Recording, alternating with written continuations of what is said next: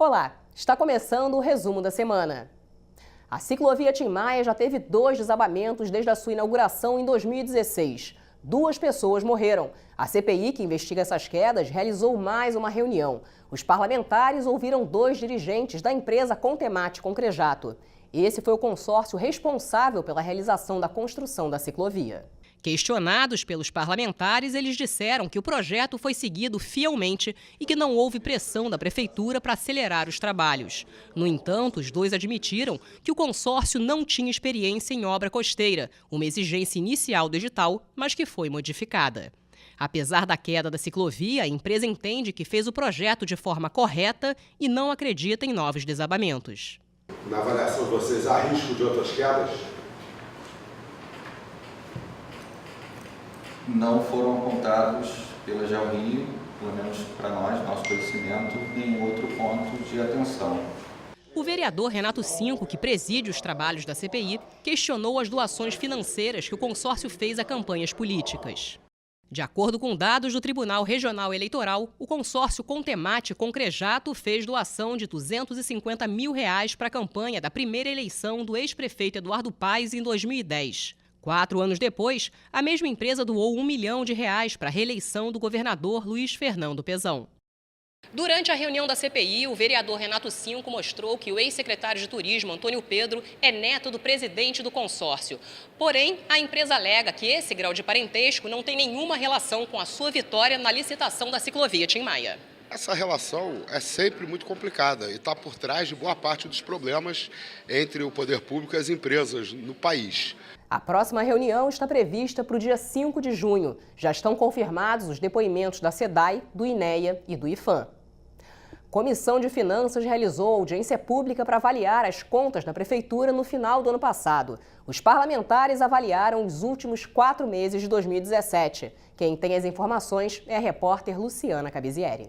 Mesmo com o aumento de 10% na arrecadação do IPTU, segundo o secretário, ainda existe um déficit a ser superado para o próximo ano. 2018 é um ano que aparentemente está mais promissor, temos um aumento das receitas, na ordem de quase 10%, mas isso, por enquanto, ainda é insuficiente para não só absorver o déficit do ano passado, como gerar superávit para o ano seguinte, que é 2019.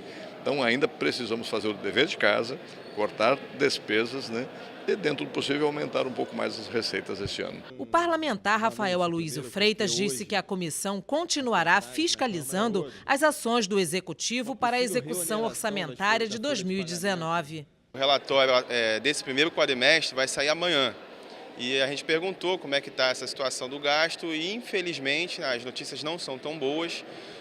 Não conseguiu reduzir abaixo do limite prudencial, então passaremos mais 4 meses aí ainda com o Poder Executivo município um pouco engessado, Então algumas situações têm que ser resolvidas pensando na arrecadação e a gente conseguir fazer com que o município ande.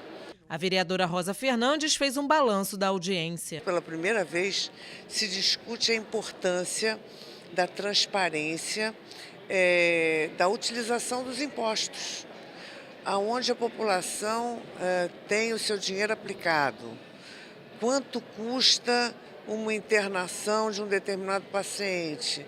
Isso é uma novidade e assim como nós temos noção do gasto em relação ao consumo de água e o consumo de energia, a população tem que ter noção do quanto custa determinados serviços. O campo de futebol do Clube Everest virou o centro de um debate entre os parlamentares. Tudo porque a Prefeitura enviou um projeto que pretende desapropriar o terreno para construir moradias populares. Já um grupo de vereadores apresentou um projeto para tombar o espaço. O campo do Everest fica em Inhaúma. De acordo com a Prefeitura, as casas que ficam ao redor do clube estão em péssimas condições, com iminente risco de desabamento. Por isso, a medida tem como objetivo desapropriar o campo de futebol, iniciar o programa Minha Casa Minha Vida para atender aos moradores daquela região. Por outro lado, um grupo de vereadores entende que, de fato, é preciso construir novas moradias para aquelas pessoas, mas discordam da demolição do Clube Everest, tanto que foi proposto o tombamento da sede e do campo. Os parlamentares decidiram adiar a discussão por mais de uma sessão. Nesse tempo, há uma possibilidade de um encontro entre vereadores, um grupo de moradores e o prefeito Marcelo Crivella. Eu sei que é difícil para aquelas pessoas que fazem uso do clube entenderem que vão ter um lugar melhor para ficar. É difícil. Mas é difícil também para aquela população que hoje corre risco de vida não perder a esperança de estar alocada no lugar com segurança e ter direito a uma moradia digna. Estão acabando com os campos de futebol, uma coisa que a gente nascia, já chegava jogando bola. Hoje, a gente tem que ficar dentro de casa, as crianças têm que ficar dentro de casa na internet. A gente não pode ir para a rua, porque não tem mais campo de futebol. Era o nosso lazer. O Brasil é conhecido pelo futebol. E não tem mais campo de futebol. Então, se a gente abrir exceção, daqui a pouco vai acabar todos os campos de futebol. Parlamentares aprovaram mudanças no quadro das comissões. Veja como ficou. O parlamentar Júnior da Lucinha renunciou ao cargo de vogal da Comissão de Obras Públicas. Em seu lugar, entrou o vereador Babá. O parlamentar do PSOL assumiu a vaga no parlamento após o assassinato de Marielle Franco. Consequentemente, ele entrou para as comissões em que ela atuava. Uma delas foi a Comissão da Mulher, que tradicionalmente sempre teve vereadoras. Assim, Babá abriu mão de sua vaga, que foi assumida pela parlamentar Luciana Novaes. O prefeito Marcelo Crivella publicou o Plano Municipal de Educação no Diário Oficial do município. O vereador Raimon criticou os vetos e lamentou que as emendas dos parlamentares não foram aceitas. O prefeito, quando teve aprovado o plano e acordado com a gente, quer dizer, tinha, de certa forma, aliançado com os vereadores de que aquele plano, com aquelas emendas, tanto que ele rejeitou algumas emendas antes de votar, mas aquelas que nós aprovamos, ele dizia, a prefeitura dizia através de seus técnicos, através da Secretaria de Educação, da Secretaria da Casa Civil, o prefeito dizia que aquelas emendas que nós apresentamos seriam acatadas. Para nossa surpresa, ele veta algumas emendas importantes, como emenda, por exemplo, dos agentes de educação infantil, que lutam há tempos por uma mudança na sua categoria. Vamos agora a outros destaques na Câmara Municipal. Comissão de Trabalho e Emprego realizou audiência pública para incluir o tema saúde do trabalhador no novo Código de Vigilância Sanitária. O projeto está tramitando na Câmara Municipal. O vereador Fernando William, que preside a comissão, pretende fazer uma emenda ao projeto elaborado pela Prefeitura. O vereador Renato Cinco presidiu o debate público sobre o projeto do Executivo que elabora o novo uso e a ocupação do solo. Já o parlamentar Tiãozinho do Jacaré realizou um debate sobre a luta antimanicomial.